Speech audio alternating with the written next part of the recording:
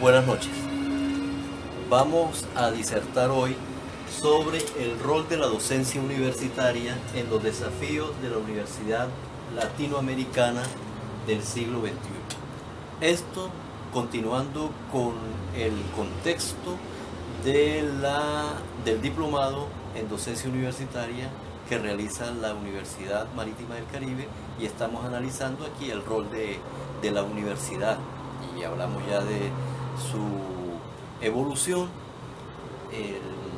las distintas etapas en el contexto latinoamericano, y hoy vamos a hablar del rol de la docencia universitaria en los desafíos de la universidad latinoamericana del siglo XXI. Eso en el marco de la misma obra central que venimos analizando, que es el libro de Juan Carlos Delgado Barrios, titulado La transformación universitaria como respuesta a los cambios de la contemporaneidad. Y en esa obra concretamente vamos a analizar, o leímos el artículo 2, que se titula La transformación universitaria como respuesta al cambio institucional necesario, para allí analizar y ubicar o precisar el rol de la docencia universitaria, es decir, uno de los aspectos que conforman la estructura de la universidad, como lo es la docencia. ¿Qué ocurre? Que la universidad está inserta en la sociedad, y la universidad forma parte de ese proceso de cambio que se da en la sociedad. Constantemente hay cambios en la sociedad, constantemente esos cambios se deben reflejar en la universidad, bien sea porque se queda, hay un cambio en el sentido de no avanzar, o se adapta y asume el liderazgo de las transformaciones. En esa obra, Delgado Barrios inicia expresando las preocupaciones y las expectativas que se tiene sobre la universidad en tiempos de globalización y supremacía del conocimiento. Entonces, porque allí él ubica cuáles son los elementos fundamentales que inciden en la transformación de la sociedad moderna y por ende de la universidad. Y esos dos factores fundamentales que ha ubicado a su vez en el capítulo anterior, en el capítulo 1 de esa obra, que es la supremacía de la sociedad, la supremacía de la sociedad del conocimiento y la globalización, fenómenos universales de transformación. Luego identifica las tendencias en que está envuelta la universidad con sus retos y desafíos. ¿Hacia dónde va la universidad? ¿Qué es lo que quiere? ¿Cómo está la universidad? Y finalmente plantea un proceso de reforma. ¿Qué debe ser la universidad? ¿Cómo debe ser la universidad? En base a estos elementos, a la influencia que tiene la globalización y la tecnología o la sociedad del conocimiento. Decíamos que los cambios que se dan en la sociedad y en el mundo afectan a todos los órdenes.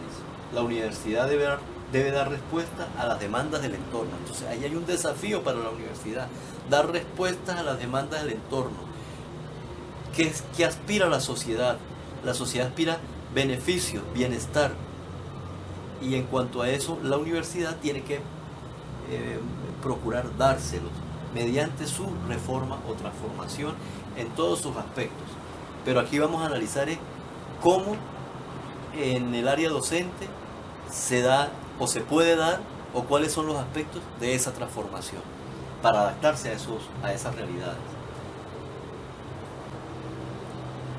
Dice Delgado Barrios que la contextualización de la universidad contemporánea permite inferir que esta institución está asignada por las transformaciones que se derivan de estos contextos, donde el conocimiento es el componente de mayor relevancia y generador de valor agregado de mayor significación en los flujos económicos que caracterizan al nuevo orden mundial. Aquí tenemos varios elementos.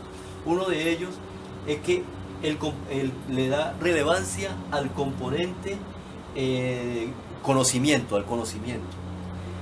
Creo que se queda corto, porque tiene que hablar de los dos elementos, el componente tecnología, porque el conocimiento sin la tecnología, sin el desarrollo científico de los nuevos sistemas tecnológicos, no tiene eh, la mayor relevancia si el conocimiento no es útil, si el conocimiento no es práctico. Y luego el enfoque economicista que se le da a la educación universitaria, el para qué de la educación universitaria, la utilidad de la educación universitaria en tanto y cuanto sea significante en los flujos económicos del nuevo orden mundial. Allí entonces entraría la competitividad, allí entraría la calidad, allí estaría la productividad, la eficiencia, que es lo que caracteriza al nuevo orden económico mundial, es la competencia, no tanto la complementariedad, sino la competencia mediante esos estándares, mejoras de la calidad, de la productividad.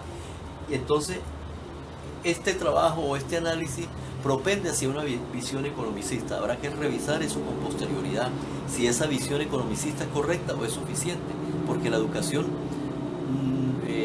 tiene que ser útil, la educación tiene que ser transformadora también y tiene que ser liberadora.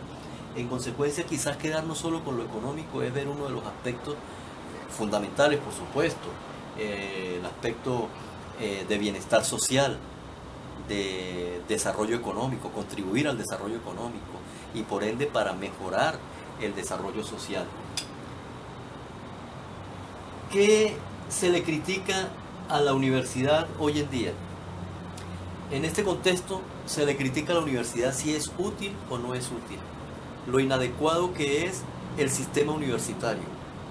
Cuando en la clase anterior o en la exposición anterior hablábamos de la evolución de la educación universitaria en América Latina y concretamente en Venezuela, analizábamos allí la publicación del Instituto Internacional de la UNESCO para la Educación Superior en América Latina y el Caribe 2005, creo que fue la de 2005,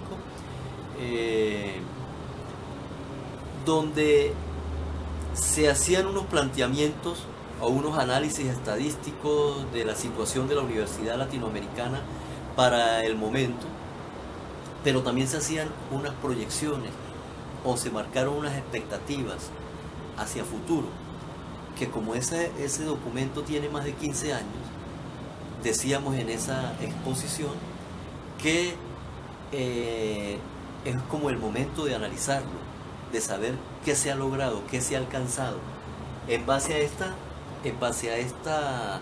este planteamiento de que la universidad tiene que ser relevante e importante en la medida en que contribuye al desarrollo económico y al bienestar social. Desde esa perspectiva uno diría, ¿cómo ha sido la evolución de la universidad en Venezuela? Ha funcionado sobre todo en esta última etapa. Acuérdense que ubicamos el proceso de autonomía de la universidad, el proceso de globalización y el proceso de masificación. Hoy en día hablamos de masificación, sobre todo en Venezuela a partir del año 2000, como una manera de incorporar a quienes no tenían acceso a la educación y la masificamos y hablamos de la masificación. ¿Ha sido esto provechoso para el país en este sentido de contribuir al desarrollo económico y al bienestar social? Si vemos la situación del país hoy en día, esas perspectivas que se crearon o que se analizaron o se dibujaron en ese informe del año 2005, ¿se habrán cumplido? Pareciera que no porque la situación económica del país hoy en día, que tiene mayor número de universitarios, por supuesto debe tener mayor número de profesionales. Para el año 1999, 90 y los años 90, se habló en ese informe de una población profesional universitaria, o sea, de graduados universitarios profesionales en Venezuela, de cerca de 1,5 millones. Hoy debe ser muchísimo más, y la población universitaria también muchísimo más. Eso se refleja en el objetivo que se quiere de la universidad, lo que debe ser la universidad: propender a contribuir al desarrollo económico y al desarrollo social, al crecimiento de la sociedad en su bienestar. Queda ahí ese cuestionamiento. No hago una conclusión, pero sí hago ese cuestionamiento para que podamos sobre ese avanzar en un análisis más profundo. Ahora, en ese esquema de lo que debe ser la universidad, los ejes centrales del desenvolvimiento universitario son la investigación científica y tecnológica y la formación del capital humano. Pero allí hay una simbiosis, una retroalimentación o una fusión quizás, una sinergia entre estos dos elementos. Porque el capital humano comprende al docente, que es lo que queremos analizar aquí, cuál es el papel, el rol del docente. Pues el docente está dentro del capital humano, junto con los alumnos como factores fundamentales. Y hay otros factores humanos, pero esos dos factores fundamentales. Ahora, ese capital humano en la investigación científica y tecnológica, ¿cómo se desenvuelve? Tanto el estudiante como el profesor. Pues el profesor, la investigación científica implica una continuación de su formación constante. Cuando el profesor se inmiscuye en la investigación, está formándose. Entonces hay un proceso allí, una simbiosis, donde el capital humano y la investigación científica van de la mano. No se puede obviar el uno sin el otro porque si no, no hay avance. Delgado Barrios dice que Didrikson 2000 sostiene que este proceso de integración protagónica de la educación superior en los escenarios emergentes tiene como referente su rol en la producción y transferencia de conocimientos, el cual se deriva del valor económico del conocimiento vinculado con las nuevas tecnologías que signan el progreso de la sociedad planetaria, como lo son la microelectrónica, la biotecnología, los nuevos materiales, las telecomunicaciones, las nuevas ciencias sociales y las ciencias humanas integradas. Fíjense, esas nuevas tecnologías que si no vinculamos al recurso humano con esas nuevas tecnologías o para esas nuevas tecnologías, la universidad se quedará y no va a cumplir el papel de liderazgo que debe tener en la sociedad. Se imponen cambios en las estructuras académicas impulsados por el dinamismo que se deriva de la relación entre la docencia, la investigación y el currículo. Es muy importante esto del currículo porque los programas tienen que propender hacia una filosofía, hacia un fin. Cuando hablábamos hace un momento de la masificación que hemos tenido, ¿será que el problema es de la universidad? Yo digo que no. En principio, ya como un juicio de valor, yo digo que el problema no es la universidad. Yo digo que el problema es el modelo, y sobre todo el modelo ideológico con el cual se pretende ver la universidad y la sociedad en general. Es el modelo populista, demagógico, el que en realidad ha fracasado. No es la universidad en sí, porque la universidad más bien es víctima de ese modelo. Desde la perspectiva de la creación de un valor económico en el proceso educativo, surge el conocimiento, y de un valor social, los trabajadores del conocimiento.